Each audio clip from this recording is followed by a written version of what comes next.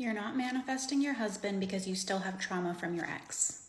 Here's the thing, there's a big difference between going out to ladies' night, getting your hair done, getting your nails done, putting on a good outfit, and feeling yourself.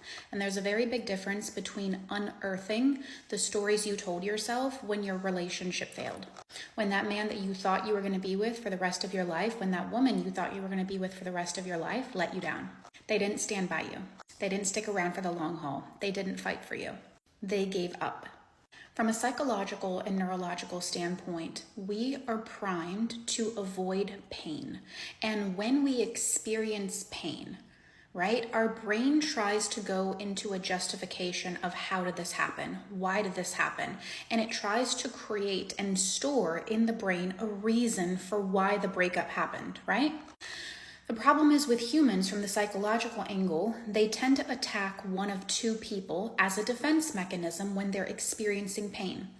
The first spot, they attack themselves, meaning they create stories that sound like, I wasn't pretty enough, I wasn't handsome enough, I wasn't good enough. If I was good enough, they would have stuck around. If I was worthy or deserving of good love, it wouldn't keep leaving me.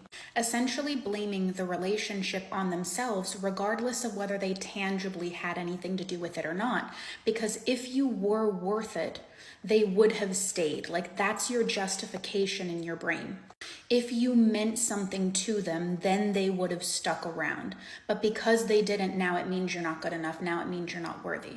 So that's one. Number two is it attacks the opposite person, the person that actually caused you to be in pain, caused you to be hurt. It starts to blame either that person by saying, they're awful, they're not good enough for me. Or maybe even you generalize it and go into option three, which is blaming love as a whole. The whole entity of love. Love is hard. Love never works out for me. Me and love just don't go together. Maybe I'm just not meant to be with anyone.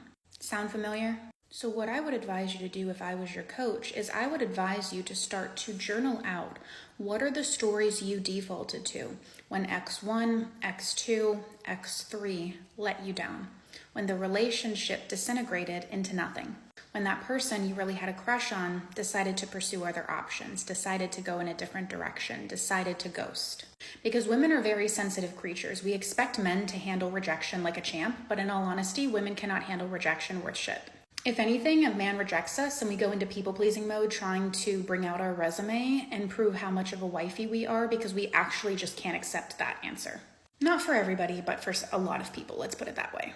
And so I want you to get very clear on what are the stories you defaulted to when life let you down, when men let you down, when women let you down. And your job becomes to rewire new belief systems and new expectations into your brain, to start to shift and oppose things one by one by one. And here's the thing that a lot of people won't tell you. It's going to feel fake. It's going to feel superficial. It's going to feel rehearsed. It's going to feel not real. Doesn't matter. Do it anyway.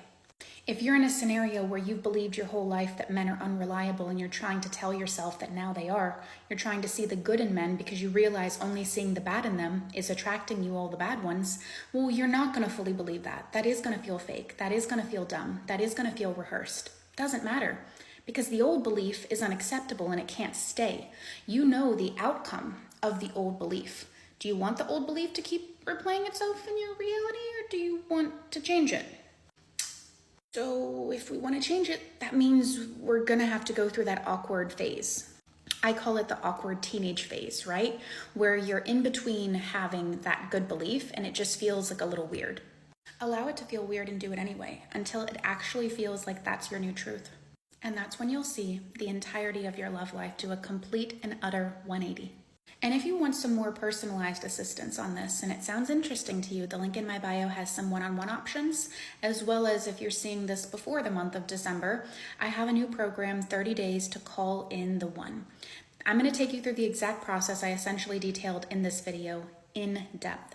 And I'm going to help you out through our Q&A session and everything else to identify the exact limiting patterns that are keeping you stuck and separate from your husband, separate from your wife. And I'm going to show you how to rewire these new neural pathways in your brain so that having incredible love and attracting in the perfect partner becomes your default state. It becomes your factory setting. It becomes your bare minimum. And when that happens in your brain, your results are a guarantee. Because you cannot have new belief systems, new assumptions, new neural pathways in there and get the old outcome. If you're getting the old outcome or anything less than ideal, it only means one thing: nothing changed permanently internally. Link is in my bio and follow for more.